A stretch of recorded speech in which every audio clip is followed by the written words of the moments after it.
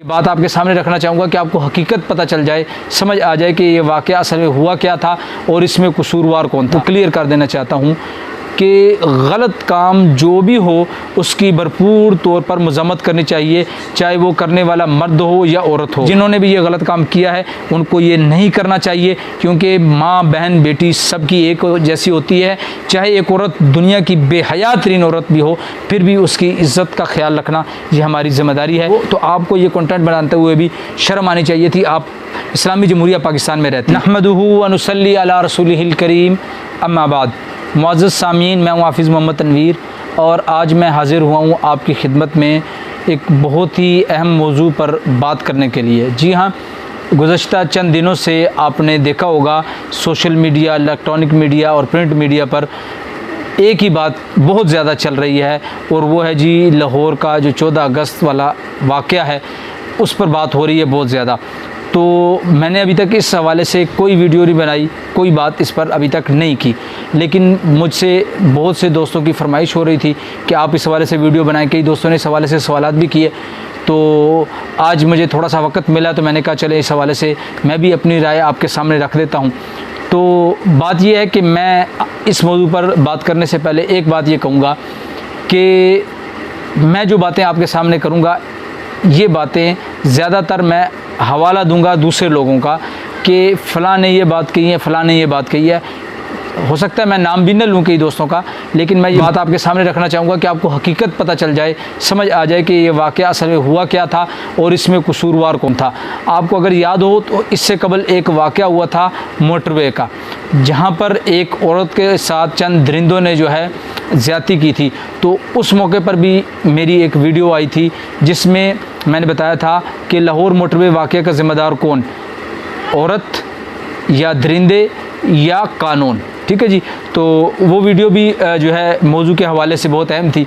आज भी इसी मौजू पर मैं आपके सामने चंद बातें अर्ज़ करना चाहूँगा। सबसे पहली बात तो ये है जो मैं आपको क्लियर कर देना चाहता हूँ कि गलत काम जो भी हो उसकी भरपूर तौर पर मज़म्मत करनी चाहिए, चाहे वो करने वाला मर्द हो या औरत हो, वो अपना हो या पराया हो। ठीक है जी, एक बात।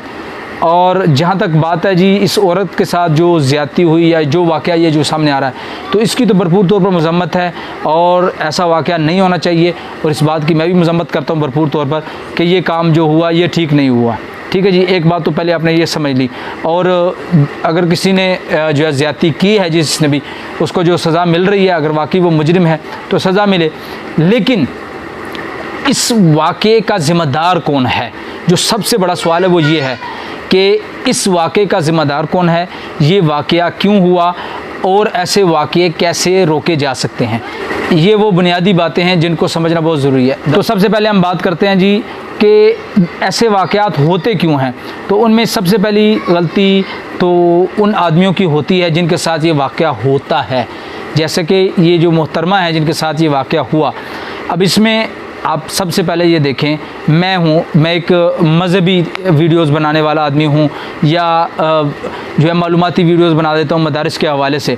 तो अब अगर मैं यहाँ पर ऐलान करता हूँ कि फ़लाँ दिन मैं एक जगह पर आ रहा हूँ, मेरी तो इतनी फ़ैन फॉलोइंग नहीं है इस हवाले से, लेकिन एक बात कर रहा हूँ, तो अब मैं वहाँ पर जब कहता हूँ कि भई आप मीनार पाकिस्तान आएँ, फ़लाँ दिन मुझे मिलने के लिए मैं वहाँ आऊँगा, आप मेरे साथ वीडियो बनाएं, इस तरह मुफ्ती तारिक मसूद साहब कहते हैं या कोई भी मज़हबी आदमी कह देता है, तो अब आप मुझे ये बताएं कि वहाँ उनको मिलने के लिए कौन आएगा।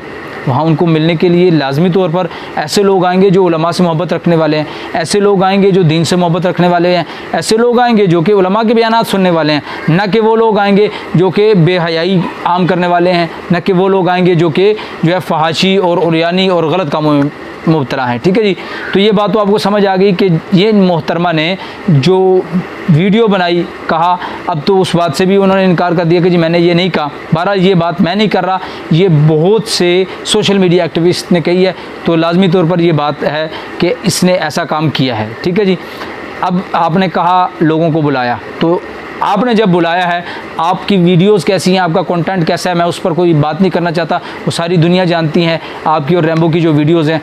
वल्लाह मैं इस वक्त आपको हल्फन ये बात कह सकता हूँ कि इस वीडियो और इस वाक़े से पहले मैं नहीं जानता था कि आयशा बेग या आयशा अकरम ये कौन है, ठीक है जी।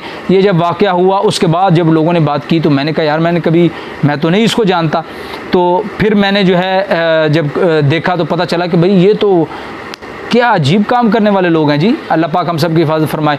और मोहतरमा ने अपने इंटरव्यू में भी एक इंटरव्यू में कहा कि जी हम तो जो है ये मेरे भाई जैसे हैं। तो आप मुझे ये बताएं क्या भाइयों के साथ इस तरह की वीडियोस बनाई जाती हैं, इनका वो जो वल्गर कंटेंट है, वल्गर वीडियोस है, वो वीडियोस बना रही हैं और ये कह रही हैं जी मैं तो जो है ना बहुत पाक साफ़ औरत हूँ। तो भाई मेरी बहन आपको मैं ये एक बात कहना चाहूँगा, देखें सबसे पहली बात तो ये है कि आपका कंटेंट ही ठीक नहीं है, ठीक है जी।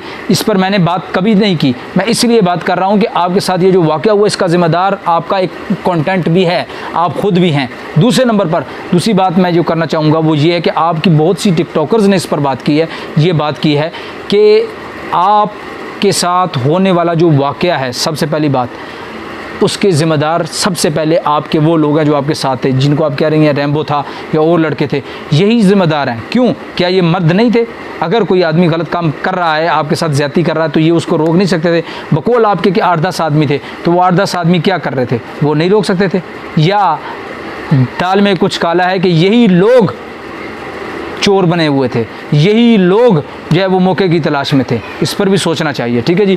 और इसके बाद एक और बात कि इस वाक़े का ज़िम्मेदार कौन, तो मैंने आपके सामने अर्ज़ कर दिया कि इस वाक़े की ज़िम्मेदार सबसे पहले ये मोहतरमा है जो आज आकर कह रही हैं कि मुझे जो है ना शर्म आ रही है और ये वो। तो आपको ये कंटेंट बनाते हुए भी शर्म आनी चाहिए थी। आप इस्लामी जमहूरिया पाकिस्तान में रहती हैं, आपके साथ जो हुआ मैं ये नहीं कह रहा कि वो ठीक हुआ, वो गलत हुआ, लेकिन आप जो कर रही हैं वो भी ठीक नहीं है। ना तो हमारा मज़हब इसकी इजाज़त देता है, ना हमारा कानून इसकी इजाज़त देता है। और इस पर बड़ी अच्छी बात हुई, ये जो कानून के बनाया गया है कि टिकटॉकर्स को पार्क में जो है बग़ैर परमिशन के वीडियो बनाने की इजाज़त नहीं है, ठीक है जी।